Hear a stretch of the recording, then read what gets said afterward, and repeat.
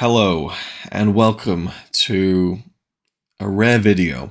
It's not often that I make one of these Holy Grail Blu-ray update videos, but this is one that deserves to exist on its own island because this film is just so special to me, and I had to make a separate video for it. This couldn't just be lumped in with all the other Blu-rays in my currently 7-part series of updates of all the stuff that I got in 2022 that I'm just now getting around to showing in videos in 2023, because it would get lost in the shuffle, and I feel like it needs its own spotlight. I think it's a film that's been undervalued, underappreciated, underseen, and deserves its kind of renaissance. I think that people would be really surprised if they watched this movie in 2023 at just how resonant it feels in today's day and age, in terms of the themes of sisterhood, in terms of the kind of, there's a queer element to the film that I think is really prevalent, and I think that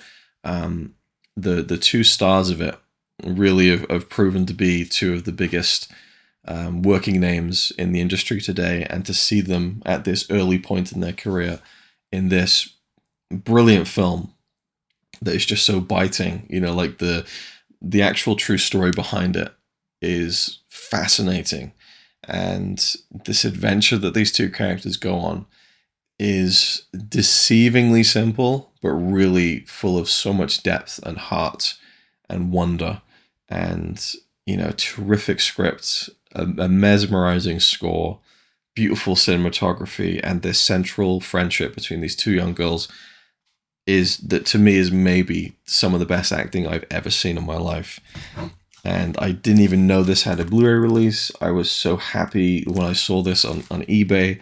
It is a US release, and man, I can't wait to revisit it. It's a film from my childhood that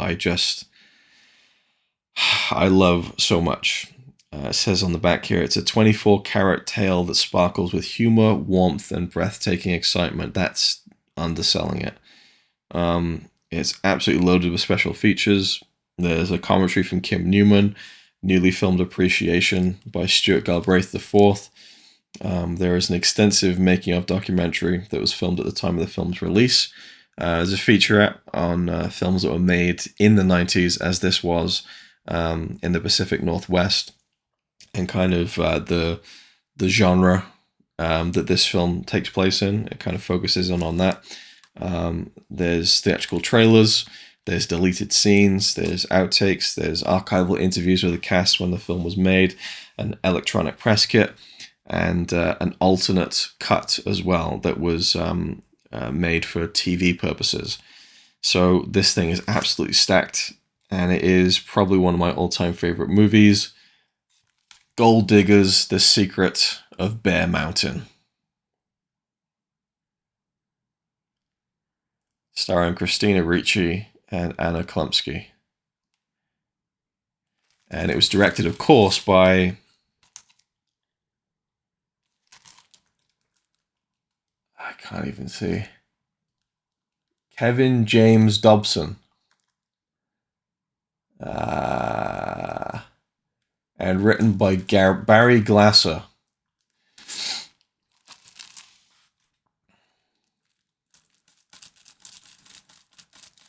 So none of those extras exist, and everything I just said is mostly bullshit. But to be unironically truthful with you for a second, I do love this film.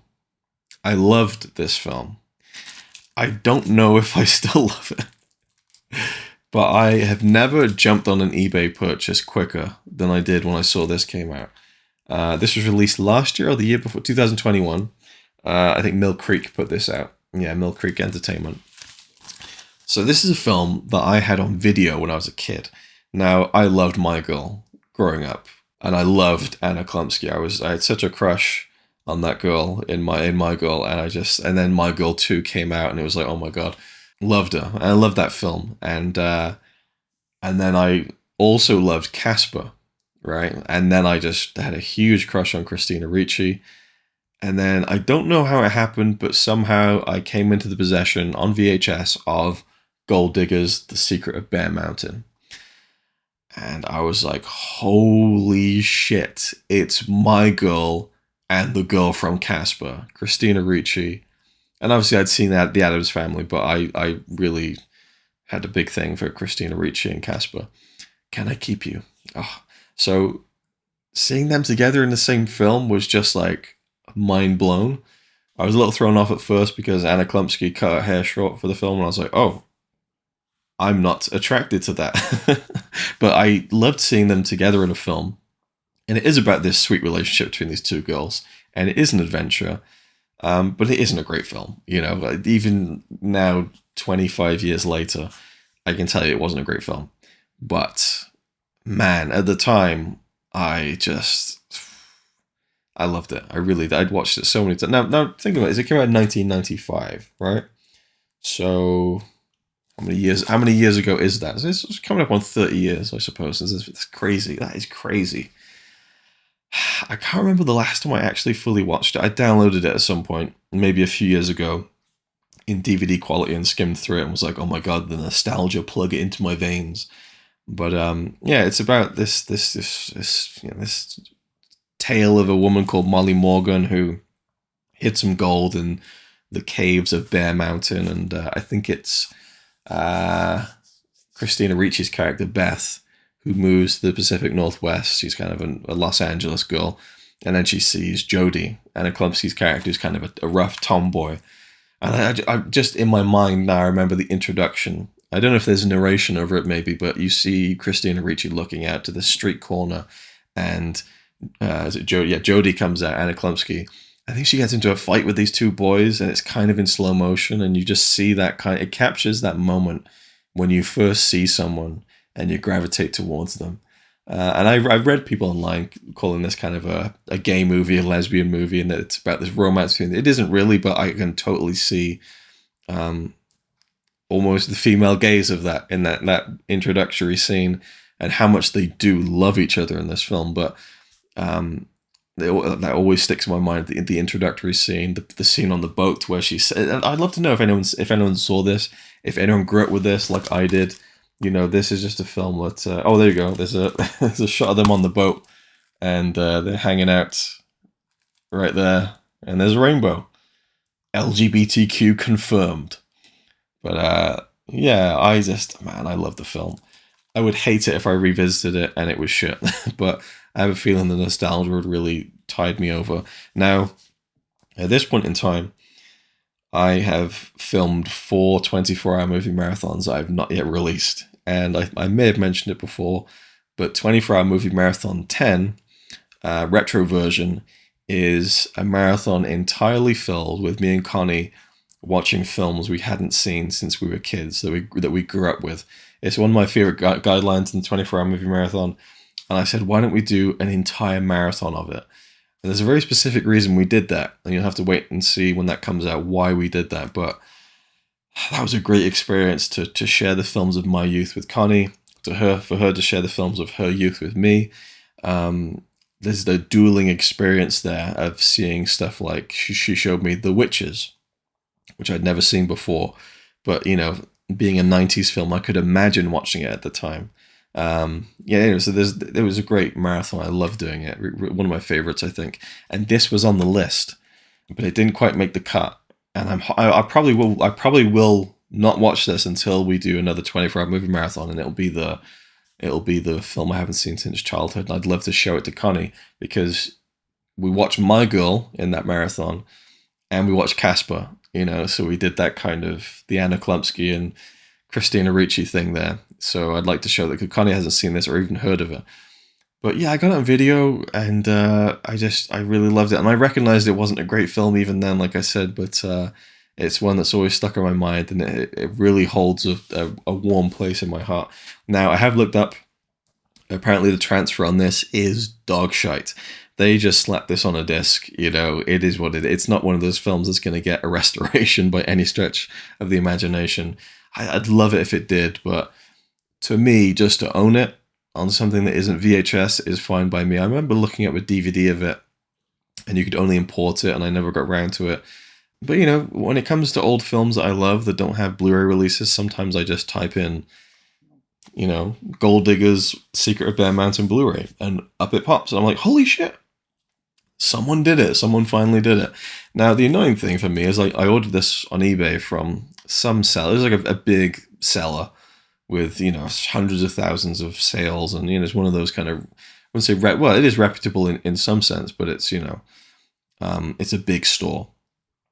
And it was advertised as having a slipcover that's made to look like the VHS cover, which is not too dissimilar from my video of it. And so, oh, that's really cool. But it didn't turn up the slipcover. So I messaged them to say, like, hey, you're advertising it on eBay with a different cover, and it didn't come with one. And then they're like, okay, we'll just send it back then. And I'm like, I don't want to send it back. I want the Blu-ray, I want the film, but as advertised, please. So this cover is a bit uninspired. I wish it was the one, which is a lot cheesier, but more fitting of my memory of this film, I think. So I wish that was the cover that this had come with, but it is what it is. I'm not going to... It cost me like 14 quid, which I was really happy. That's a nice kind of price to pay for something like this. It's not something I would have sprung like 20, 30 quid for, you know? But for me, just have this in my collection is really nice. It's like, yes. You know, it's a vital part of my childhood.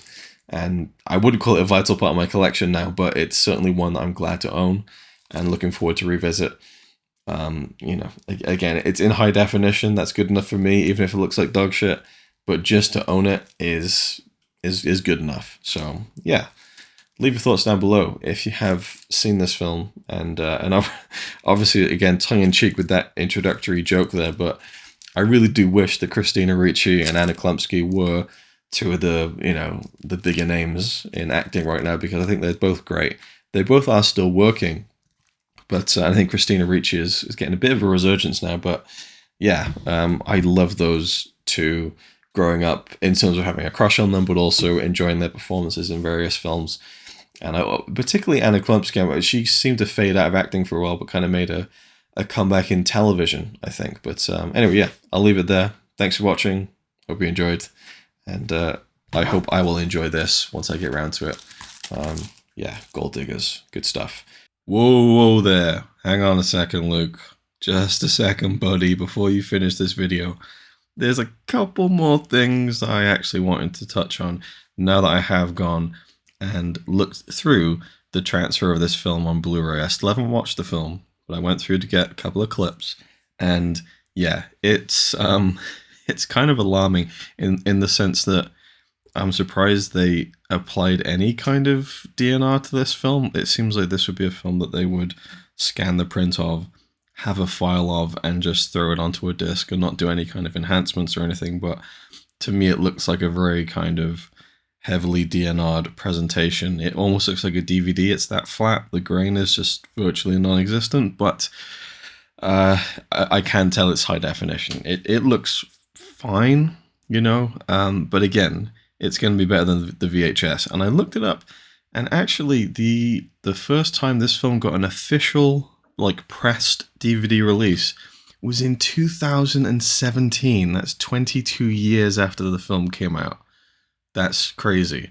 But again, I'm sure the demand just wasn't there. Previously, it was available as one of those burn-on-demand services, like a DVD-R. So I don't know how in the hell it found its way to Blu-ray, but I'm happy that it did. Of course, I wish the picture quality was better, but I am really happy with how it looks. But one thing I had to point out is the final shot of the film, or the two final shots of the film.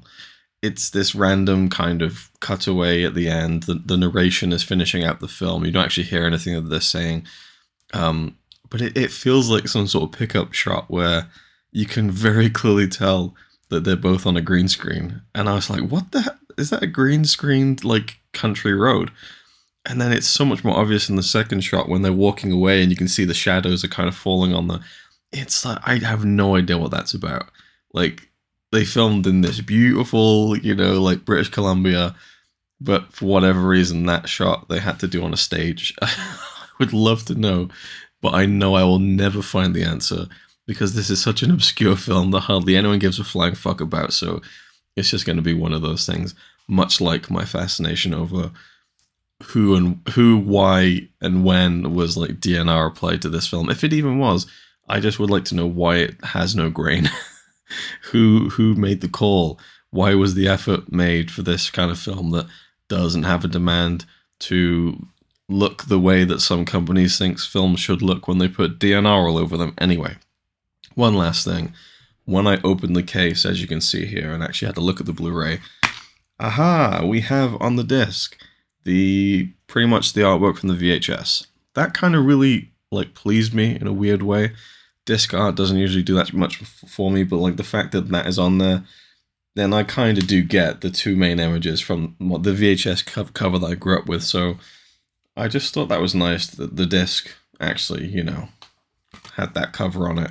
It's a very minor point, but I'm happy with it. So that is it for now. And I'll send you back to the Luke who filmed this video to me, recording this at my desk with my microphone right now 3 days earlier. But for you, it's all the same anyway. So I don't know why I even brought it up. And I think it is literally just a second of me going, thanks for watching, see you in the next one. But oh well, let's segue back to that so you can hear me saying that for a second time. Yeah. Thanks for watching. Whoa, hold your horses just one more second. This is Luke. In the future again, now 2 hours removed from the previous recording you just heard, because I've now tested the Blu-ray out on my TV, not my laptop, and I can confirm that the film does have grain. Now, I knew this. I could see that there was some, some small vestiges of the grain left on the transfer on the Blu-ray. But as I was editing, I realized that I said something to the effect of, I want to know why there's no grain. There's grain on it. It doesn't look DNR'd. I see what the issue is now. And I'm almost 100% certain that that's what the problem is with the transfer. It's the compression. It's been compressed really badly. And that's likely the issue, because then the grain isn't really retained very well in whatever format that they used to compress it. And the Blu-ray, the file of the film, which is an hour and a half, is 20 gigs. So that's not even using half of the capacity. Then again, it might actually be a Blu-ray, a BD25 disc. So yeah, but there's a lot more you can do with a film. But even then, good compression can do wonders. And this film does not have that on the Blu-ray. And I'm certain that that is the issue. What a runaround. Let's finally get back to Luke from the past, still in your present. What a shit show. Thank you for bearing with this, and on with the final note from on screen, Luke. Thanks for watching, and I'll see you in the next one.